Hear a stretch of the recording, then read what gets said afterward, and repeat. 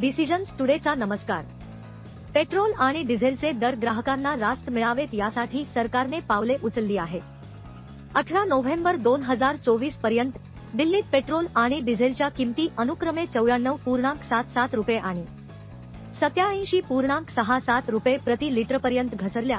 November 2021 च्या किमती 110.04 रुपये आणि 98.42 रुपये होत्या. ही कपात 2021 आणि 2022 मध्ये पेट्रोलसाठी केंद्रीय उत्पादन शुल्क 13 रुपये प्रति लिटर आणि डिझेलसाठी 16 रुपये प्रति लिटर राज्याच्या व्हॅट कपातीमुळे झाली. या व्यतिरिक्त ने मार्च 2024 मध्ये प्रति लिटर 2 रुपये किमती कमी केल्या.